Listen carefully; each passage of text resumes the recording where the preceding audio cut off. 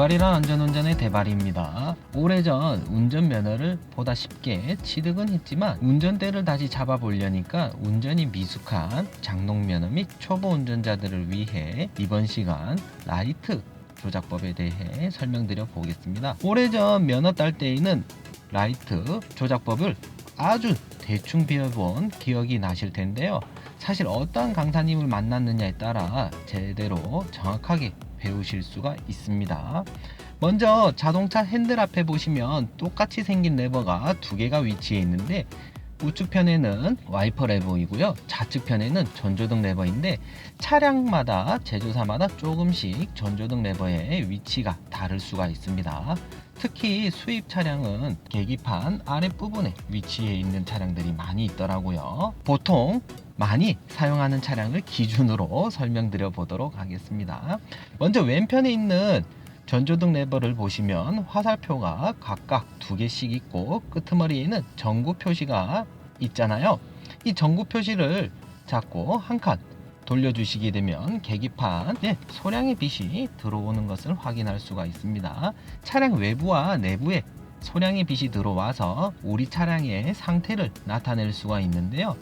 차량은 말을 하지 못하기 때문에 빛과 소리로 상대방 차량 운전자나 보행자에게 신호를 전달할 수가 있습니다. 야간 주행을 하실 때는 이처럼 한 칸 더 올려셔가지고 조명을 켜서 주행을 하셔야 되는데, 간혹 스텔스 차량이라 해가지고 밤에 눈에서 레이저를 쏘시는 분들이 있어요. 본인은 잘 보인다라고 하지만 문제는 다른 차량이 자신의 차량을 발견치 못해 사고가 이어질 수 있기 때문에 반드시 라이트, 전조등 켜놓고 달려주시길 바랍니다.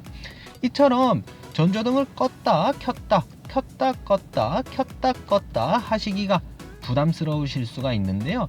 주로 지하주차장 진입한다거나 터널 진입할 때 라이트를 켰다가 또다시 진출할 때 껐다가 불편하죠. 근데 차량마다 조금씩 차이가 있는데 이처럼 끝까지 돌리게 되면 화살표가 가리키는 곳은 오토라이트라고 하는데요. 대시보드 가운데에 빨간불이 껌쩍껌쩍 하는 것을 보신 적이 있으시죠? 오토라이트라고 부르기도 하고 대시보드 미들 라이트 센서라고 부르기도 하는데, 빛의 세기를 읽고 라이트를 밝기를 조절해주는 역할을 하는데, 우리가 어두운 터널을 진입했다라고 생각해 보십시오. 그러면 계기판이나 실내 조명이 운전자의 눈을 부시게 해서 실외의 상황을 보기가 어려움이 생길 수 있습니다. 그렇기 때문에 이러한 빛을 조절해 줄 수 있는 장치들이 차량에 다 있고요. 오토 기능이 없으신 분들 한 가지 유의하셔야 될 것은 라이트를 꼭 끄고 시동을 끄고 집으로 가셔야 됩니다. 라이트부터 안 끄고 시동부터 껐다 문제 될 것은 없지만 시동 끄고 곧바로 집에 가버리면 다음날 배터리가 방전되어서 서비스를 불러야 될 수가 있습니다. 반드시 라이트부터 끄고 시동 꺼주시길 바랍니다. 누구요? 오토라이트 기능이 없으신 분들. 좋습니다. 안쪽으로 한 칸 더 가보면 화살표가 이렇게 있는데 잡고 돌려주시면 계기판을 보시면 바닥을 비춰주는 안개등이 점등되는데요. 안개등은 안개가 자욱하게 꼈을 때 도로 위에 노면 표시 또는 로드킬 또는 포트홀 해서 피해갈 수 있거나 좀 더 도로를 밝게 비춰줘서 안전운전을 하기 위함인데요. 그렇지만 평소 날씨가 맑을 때에는 사용을 잘 하지 않습니다. 굉장히 중요한 등에 대해 설명을 드릴 텐데요. 레버를 이렇게 밀어주시게 되면 파란색 불빛이 점등된 것을 확인할 수가 있죠. 상향등, 쌍라이트, 하이빔이라고 표현을 하기도 하는데, 부르는 것은 자유롭게 편하신 대로 불러주시면 되는데, 이 불빛이 들어오게 되면 맞은편 운전자의 시야를 방해하기 때문에 사실 계기판에 파란색 불빛이 들어왔다 반드시 꺼주시고 주행하시는 것이 좋습니다. 그럼 이러한 상향등은 언제 사용하냐? 가로등이 없는 시골길을 달린다거나 어두운 길을 달릴 때 시야가 제대로 확보가 안 될 경우에는 전조등 레버를 이렇게 밀어서 상시로 해서 주행해 주시는 것이 좋고요. 혹시라도 우리가 맞은편 운전자나 보행자들에게 신호를 전달하기 위하다고 하면 이런 식으로 우리 몸 쪽으로 안쪽으로 당겨서 레버를 수동으로 조작해 주시는 것이 좋습니다. 이렇게 상향등을 통해서 빛과 소리로 상대방 차량 운전자 및 보행자에게 신호를 전달할 수 있고요. 또는 우리가 앞에 차량이 있고 없고를 떠나서 우리 차량이 가는 방향에 대해서 나타내기 위한 지시등을 켜주셔야 되는데, 방향 지시등 켤 줄 모르시는 분들 굉장히 많더라고요. 이번 시간 대바리의 영상을 통해 방향 지시등 넣는 방법에 대해 숙지하시길 바랍니다. 네, 방향 지시등 어떻게 켠다고요?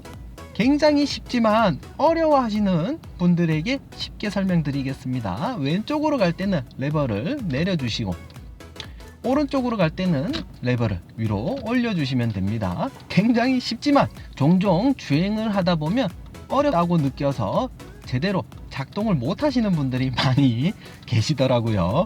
방향지시등 어려운 거 전혀 없습니다. 어렵게 느끼지 마세요.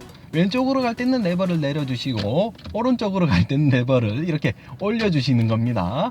네, 어려운 거 없는데 이 레버 조작할 줄 몰라가지고 못 키시는 분들, 이번 시간 다 같이 깜빡이 좀 켜보도록 하겠습니다. 네, 그렇지만 이 레버를 움켜쥐고 깜빡이를 넣다 보면 간혹 레버를 밖으로 밀다가 상향등이 들어가 버린다든지 할 수 있기 때문에 반드시 엄지손가락을 핸들에 걸어 놓은 채 중지와 약지를 이용해서 레버를 위아래로 조절해 주시는 것이 좋습니다.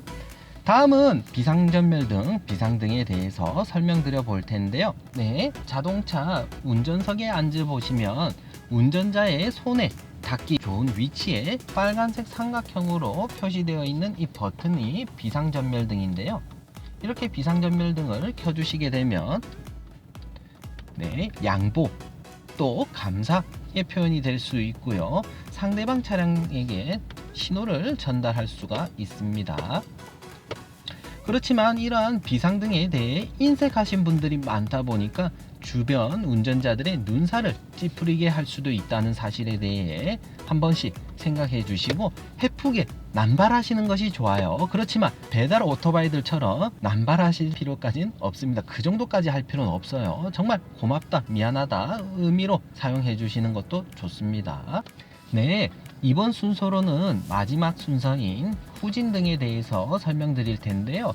이런 식으로 브레이크를 밟고 기어를 R단으로 후진했을 경우에는 뒤에 자동차 트렁크 및 뒷범퍼에 백라이트가 나오게 됩니다. 눈부실 정도로 백라이트가 나와서 뒤를 자세히 비춰주게 되는데요. 이러한 백라이트가 나온다는 것은 후진등, 주차를 한다거나 차가 뒤로 나온다는 뜻이기 때문에 우리가 주행 중에 저 멀리서 백라이트가 나오는 차량이 있다, 그러면 클락션을 눌려서 신호를 전달해 주셔야 돼요. 이렇게 대발이랑 함께 라이트 조작법에 대해 배워보았는데요. 사실 운전 전문 학원을 통해 보다 쉽게 면허증을 취득하면서 정말 실전에 필요한 이러한 기본적인 기본을 배울 수 있다면 정말 다행이지만, 이러한 기본 중의 기본조차도 배울 수 없는 그러한 열악한 환경에서 면허 취득하느라고 대단히 고생 많으셨습니다.